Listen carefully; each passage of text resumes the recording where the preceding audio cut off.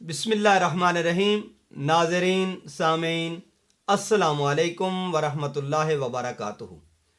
जैसा कि आप जानते हैं कि इमाम नववी रहमतुल्लाह ताला अलैह आपकी तसनीफ़ लतीफ़ बुस्तानुल आरिफ़ीन की सीरीज़ जारी व सारी है। आज उसके 92वें दर्स मुबारक के साथ आपकी खिदमत में हाजिर हैं। जैसा कि करामत से मुताल्लिक पिछले दो दुरूस मुबारका के अंदर चंद चीज़ें अर्ज़ की गईं, आज भी करामत से मुताल्लिक चंद चीज़ें आपके गोश गुजार करने जा रहे हैं। और मज़े की बात यह है कि आज का दर्स मुबारक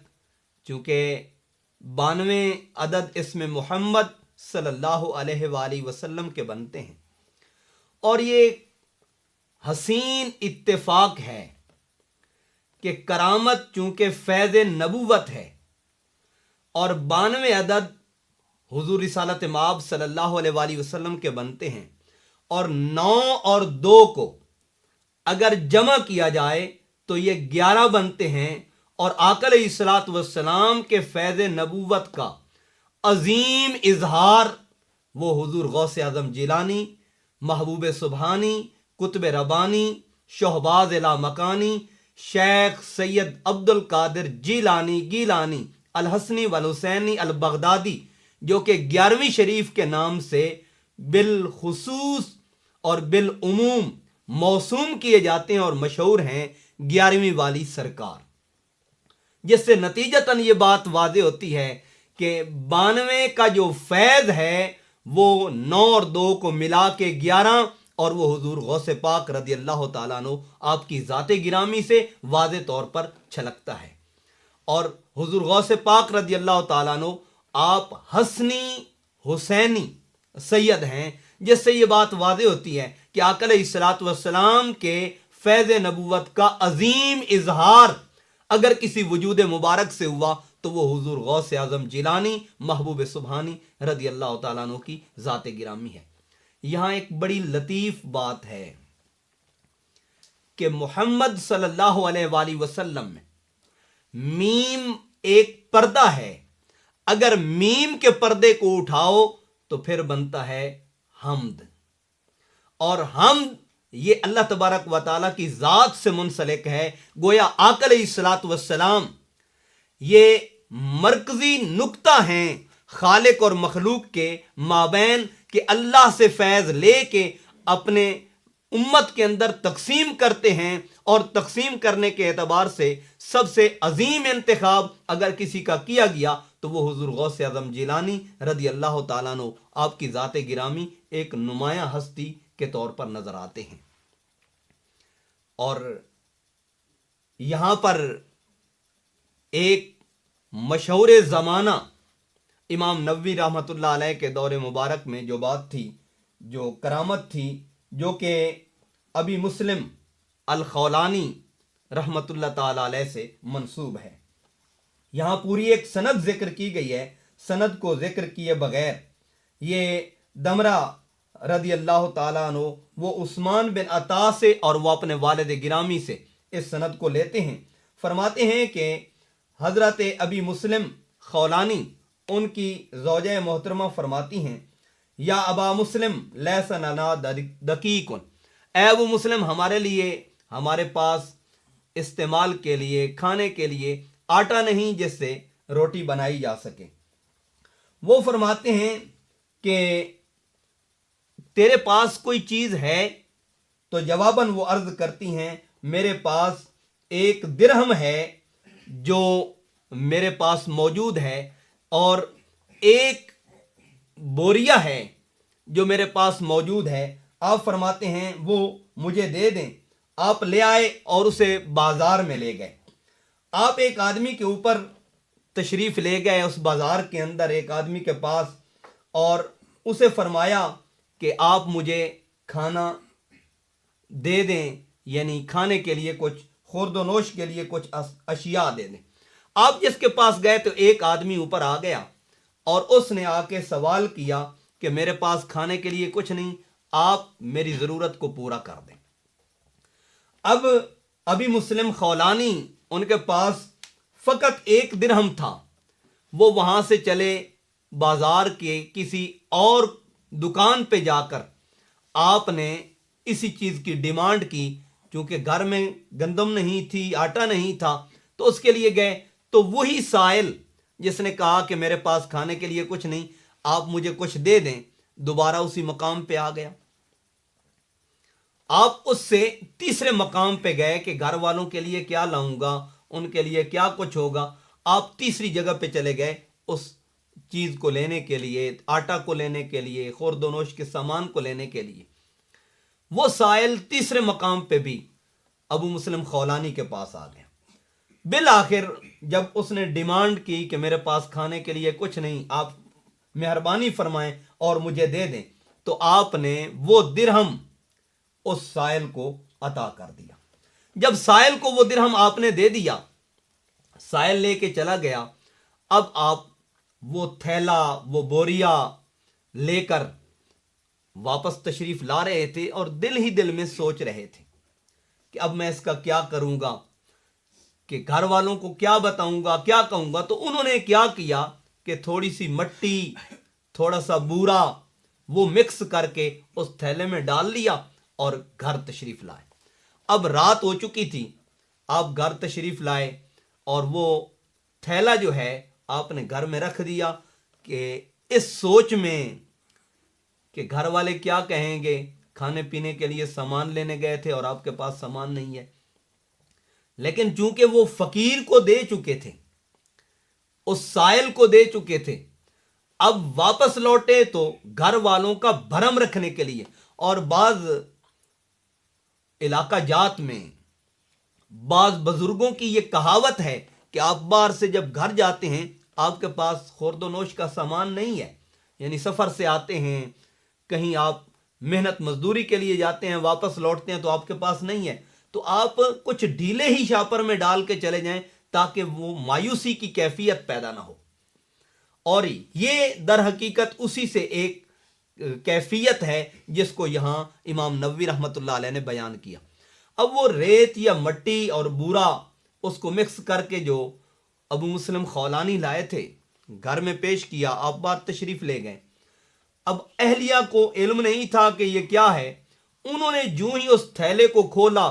تو وہ تھیلا آٹے کا بھرا ہوا تھا، اس میں ریت، اس میں بورا موجود نہیں تھا. انہوں نے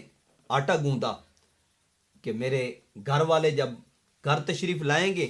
انہیں کھانا پیش کروں گی. وہ رات کو کافی دیر کے بعد تشریف لائے تو آپ نے اس مائی صاحبہ نے فوراً روٹی بنائی اور ان کو پیش کی. جب ان کو روٹی وہ پیش کی، امام نووی فرماتے ہیں فلما دخل وضعت بین یدیہ خوانا وعرفۃ حواری. فرماتے ہیں کہ وہ جب تازہ روٹی ان کے پاس سامنے لائی گئی تو آپ نے فرمایا من این لکم ھذا، یہ کہاں سے آ گئی؟ تو انہوں نے جواباً عرض کیا یا ابا مسلم من الدقیق الذی جئت بہ، یہ تو وہی آٹا ہے اور اس کی روٹی ہے جو آپ لائے تھے. فجعل یاکل ویبکی، تو آپ پہ ایک خاص کیفیت طاری ہو گئی کہ میں تو ریت لایا تھا، میں تو بورا لایا تھا، کہ کہیں گھر والے اس بات پہ پریشان اور حیران نہ ہو جائیں کہ میں بازار میں لینے بھی گیا ہوں اور کچھ نہیں لایا. تو آپ کی آنکھوں سے آنسو بہہ پڑے کہ میں نے تو اس چیز کے بھرم رکھنے کے لیے کہ وہ یہ نہ سمجھیں کہ اس میں انہوں نے کوئی چیز لائی بھی نہیں، لیکن اللہ نے اپنے کرم سے اس چیز کو آٹا بنا دیا اور اس کے نتیجے میں روٹی ان کے سامنے رکھ دی گئی. اور یہ کوئی ایک بات نہیں، آپ پاک و ہند میں دیکھ لیں جہاں پر صوفیاء کرام کے مزارات ہیں، اور بالخصوص یہ سنٹرل ایشیا اور اس میں پاک و ہند سب کانٹیننٹ جب تقسیم ہند نہیں ہوئی تھی تو اس پورے خطے کے اندر جہاں باضابطہ طور پر دین کی تبلیغ کا، دین کی اشاعت کا، دین کی ترویج کا جو اس طریق سے لوگوں کے اندر شعور کو، لوگوں کے اندر راہبری اور رہنمائی کو اس قدر پیدا نہیں کیا گیا جس قدر یہاں صوفیاء کرام نے اپنی کرامات کے ذریعے لوگوں کو، اپنے کردار کے ذریعے لوگوں کو، اپنے اخلاق کے ذریعے لوگوں کو، اپنی عملی کیفیت کے ذریعے لوگوں کو یہاں پر دین کے اندر، اسلام کے اندر اور حضور کی شریعت کے اندر لوگوں کو داخل کیا، لوگوں کو شامل کیا. اور اس کی بنیادی ریزن یہی تھی کہ اس مقام پر بہت بڑا ایک سلسلہ ہے. حضور خواجہ معین الدین چشتی اجمیری رحمۃ اللہ علیہ کو دیکھیں، حضور داتا علی حجویری رحمۃ اللہ تعالی علیہ کو دیکھیں، حضور بابا فرید گنج شکر رحمۃ اللہ علیہ کو دیکھیں، حضور نظام الدین اولیاء رحمۃ اللہ تعالی علیہ کو دیکھیں، شاہ رکن عالم رحمۃ اللہ تعالی علیہ کو دیکھیں، حضور سلطان العارفین حضرت سلطان باہو صاحب رحمۃ اللہ تعالی علیہ کو دیکھیں، شہباز عارفاں سلطان الاولیاء حضور سلطان محمد عبدالعزیز صاحب رحمۃ اللہ تعالی علیہ کو دیکھیں. یہاں کرامات کا پورا ایک سلسلہ ہے، لیکن یہاں اظہار کا مقصود ولایت میں اگرچہ نہیں تھا، لیکن کفار کو، ہندوؤں کو، غیر مسلموں کو، سکھوں کو انہوں نے اپنے کردار سے، اپنے عمل سے، اپنے اعلیٰ اخلاق سے اور اپنے خرق عادات، ان کرامات کے ظہور سے لوگوں کو دین کے اندر شامل کیا، لوگوں کو دین کے اندر داخل کیا. اور اس کی بنیادی ریزن یہاں امام نووی رحمۃ اللہ علیہ نے ایک بڑی خوبصورت بات کے ساتھ یہاں پر ذکر کی ہے، اور وہ یہ ہے، فرماتے ہیں کہ جو ولی ہے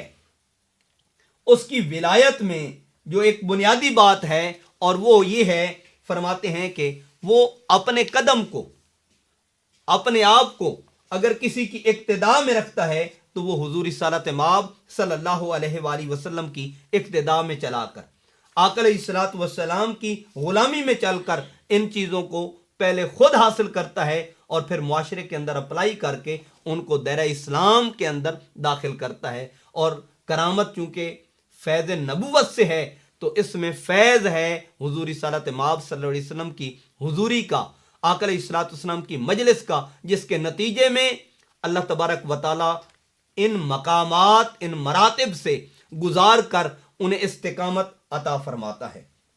اور یہاں ایک بہت مزید جو قابل ذکر بھی ہے اور قابل توجہ ہے، وہ یہ کہ بعض مقامات پر یہ چیز پیدا ہوتی ہے کہ کیا ولی وہ معصوم ہے یا کچھ اور ہے. تو یہاں امام نووی رحمۃ اللہ علیہ امام قشیری رحمۃ اللہ علیہ کے حوالے سے ذکر کرتے ہیں، قال الامام القشیری فَإِنْ قِيلَ هَلْ يَكُونُ الْوَلِيُّ مَعْصُومًا أَمْ لَا، کہ اگر یہ کہا جائے کہ ولی جو ہے وہ معصوم ہے یا نہیں ہے، تو فرماتے ہیں قُلْنَا أَمَّا وُجُوبًا كَمَا يُقَالُ فِي حَقِّ الْأَنْبِيَاءِ فَلَا، فرمایا جو انبیاء کے لیے امت کا اس بات پر اتفاق ہے کہ وہ معصوم ہیں، وہ ولی کے لیے نہیں ہے. اگرچہ ولی کے لیے محفوظ کا مقام ہے کہ اللہ تبارک و تعالی ان کو محفوظ رکھتا ہے، لیکن یہ چیز ذہن میں رہے، اگر ولی سے کوئی ایسا عمل سرزد ہو جائے تو وہ فوراً رجوع اللہ اختیار کرتا ہے، وہ فوراً متوجہ اللہ ہوتا ہے اور اللہ تعالیٰ کی بارگاہ میں رغبت کو اختیار کر کے، رجوع کو اختیار کر کے اپنی قربت کو اپنے مالک سے، اپنے خالق سے اس قدر بڑھا لیتا ہے جس طرح حضور علیہ الصلوۃ والسلام نے فرمایا التائب من الذنب کمن لا ذنب لہ، کہ جو گناہوں سے یقین قلب کے ساتھ اور رجوع قلب کے ساتھ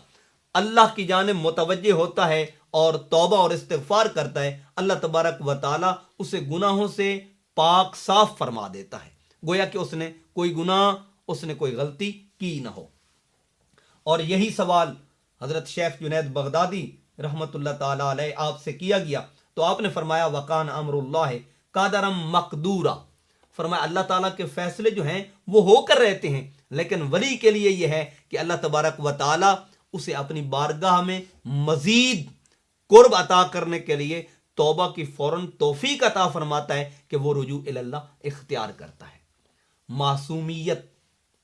یہ انبیاء علیہ السلام کے ساتھ خاص ہے، اور اللہ نے اپنے پیاروں کو محفوظ بنایا ہے، اولیاء اللہ کو محفوظ فرمایا ہے کہ وہ اپنی طرف سے، جس طرح قرآن پاک میں آپ غور کریں فَأَلْهَمَهَا فُجُورَهَا وَتَقْوَاهَا، کہ اللہ تعالیٰ کی بارگاہ سے اسے الہام کر دیا جاتا ہے اس کی بھلائی کی طرف سے بھی اور جو شر ہے اس کی جانب سے بھی، کہ یہ خیر ہے اس کو اختیار کر لیا جائے اور یہ شر ہے اس کو ترک کر دیا جائے۔ اور امام جرجانی نے یہی بات کی ہے کہ مرشد کی تعریف تو یہ ہے کہ وہ اپنے مرید کو، اپنے غلام کو، اپنی صحبت، اپنی مجلس، اپنی میت میں بیٹھنے والے کو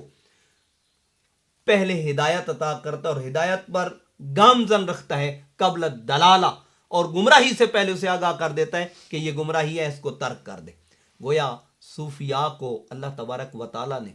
اپنی بارگاہ سے یہ مقام اور مرتبہ عطا کیا ہوتا ہے کہ وہ خود محفوظ ہوتے ہی ہیں، جو ان کی صحبت میں آ جاتا ہے وہ بھی بدبختی کی لائن سے نکل کے، لسٹ سے نکل کر بختاور اور بخت والوں کی لسٹ میں شامل کر دیا جاتا ہے۔ اور اس پر کئی ایک واقعات موجود ہیں، کرامات کے سلسلے موجود ہیں کہ اللہ والوں نے اپنی نگاہ سے، اپنے فیض نظر سے ان کو خطاؤں سے، صحبت میں بیٹھنے والوں کو برائیوں سے بچا کر اللہ کے قرب کے ذرائع عطا کیے ہیں۔ جس طرح حضور سلطان صاحب فرماتے ہیں ایک نگاہ جے عاشق ویکھے لکھ ہزاراں تارے ہو، وہ ایک نگاہ کرتے ہیں اور وہ لوگوں کو اللہ کی بارگاہ کے قرب کے لائق بنا دیتے ہیں۔ اور اس قسم کی، جس طرح حضرت سلطان باہو صاحب کا اپنا واقعہ ہے کہ بچپنے کا یہ عالم ہے، جو چہرہ تکتا تھا وہ کلمہ پڑھ کر دائرہ اسلام میں داخل ہو جاتا تھا۔ ان کے چہرے، ان کے وجود مسعود کی یہ برکات ہوتی ہیں کہ وہ خود تو محفوظ ہوتے ہی ہیں، جو ان کی صحبت میں بیٹھتا ہے وہ بھی اللہ تعالیٰ کے کرم سے، اس کے فیض سے گناہوں سے بچ جاتا ہے اور اللہ اور اس کے محبوب کے قرب کے لائق بن جاتا ہے۔ بہت شکریہ۔